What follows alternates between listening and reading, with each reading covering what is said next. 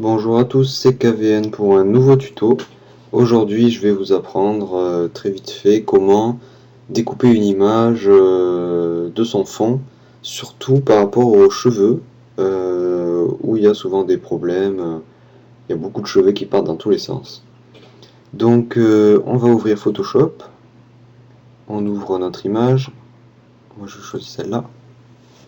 Moi, je vais zoomer à 100% pour voir bien comme il faut. Donc là, on voit bien que le fond est assez uni et bien contrasté avec les cheveux, donc ça devrait nous faciliter le travail. Donc là, on va dupliquer le calque. Ensuite, on va aller dans Couche. Et normalement, pour nous, ça va être la couche bleue qui va nous être le plus pratique. Donc à partir d'ici, vous sélectionnez le calque bleu et vous faites CTRL L. Donc, ah non, même pas, c'est pas ça, attendez. Il faut d'abord image, opération. Bien sûr, il faut sélectionner le calque 1, couche bleue. Voilà, comme ça. Ouais, parce que sinon, j'allais modifier le calque bleu directement. Donc là, on a créé une nouvelle couche, en fait, qui s'appelle alpha 1, et c'est celle-là qu'on va modifier. Donc, en sélectionnant cette couche, vous faites CTRL L, et de là, vous ramenez ce curseur vers la droite pour rendre votre personnage assez noir, en fait. Oh, je vais bouger ce curseur, surtout par rapport au fond qui commence un peu à devenir sombre. Pour l'intérieur du personnage, c'est pas très grave, on va voir ça juste dans quelques secondes. Donc on clique OK, et ensuite on prend le pinceau, un brush rond, la couleur noire, et en fait il vous suffit de peindre les zones qui ne sont pas passées en noir. Donc moi je fais ça assez rapidement.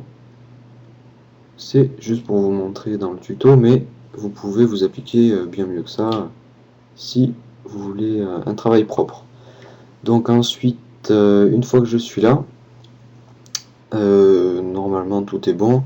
À la limite, si une zone n'est pas très blanche, on peut repasser en blanc par-dessus, histoire de. Ensuite, on va faire CTRL I.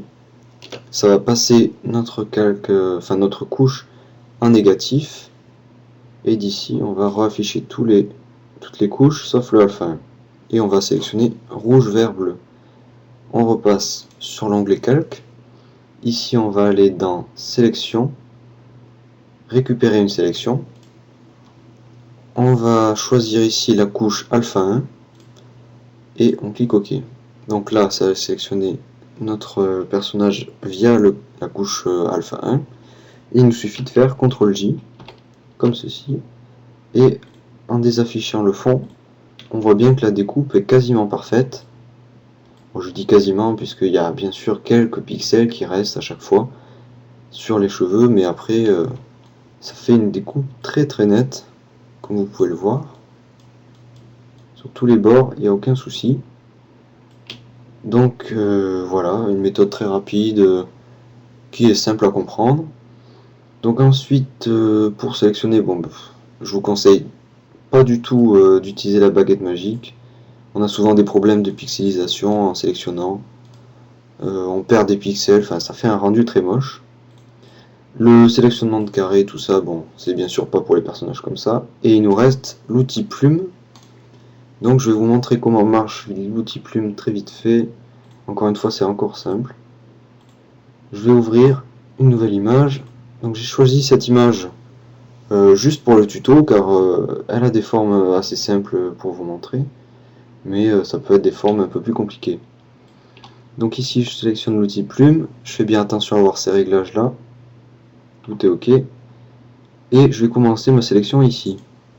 Donc ensuite, pour par exemple faire cette courbe, pas besoin de faire plein de points d'ancrage. Il suffit juste, hop, je viens ici, et en restant appuyé sur le clic, je vais glisser sur la droite, et vous voyez que la courbe épouse parfaitement le toit de la voiture. Et ensuite, pour enlever cette demi-tangente qui va me gêner, parce que si je mets un autre point ici par exemple, ça va être obligé de reprendre cette courbe. Donc je vais rester appuyé sur Alt, et je vais appuyer ici. Donc ensuite, hop, une petite bosse ici. Et si vous avez l'habitude, après bien sûr vous pouvez aller bien plus vite. Ça dépend après si vous êtes habitué ou pas à faire le truc. D'ailleurs je me suis un peu planté ici, mais c'est pas grave. Hop, comme ça. Voilà. Donc ensuite il vous suffit de fermer votre tracé. Donc moi je vais passer par là, c'est pas grave. C'est pour vous montrer. Donc une fois que le tracé est terminé, à la rigueur, si vous vous êtes trompé, par exemple ce point là, vous voulez l'amener ici, il vous suffit de rester appuyé sur CTRL, de sélectionner le tracé, et en restant appuyé sur le petit point ici, que vous voulez modifier, d'étirer, et de l'amener là où vous voulez. Comme ça, il n'y a pas besoin de refaire tout le tracé, juste en sélectionnant le point que vous voulez changer, vous pouvez très facilement modifier votre tracé. Donc ensuite, on va aller dans l'onglet tracé, on fait bien attention de sélectionner ce tracé là, on fait clic droit, définir une sélection, et le rayon, moi je vais choisir 0 pixels pour avoir un rendu bien net, et lisser.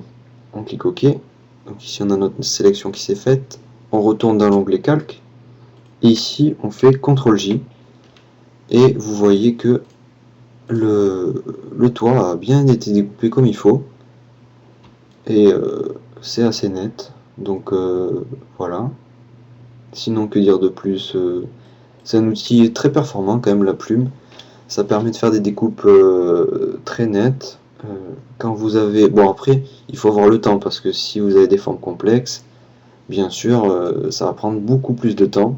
Mais après, avec l'habitude, vous allez voir, vous allez aller bien plus vite. Donc voilà, c'était un tuto, encore une fois, rapide et facile, pour vous apprendre un peu comment découper une image.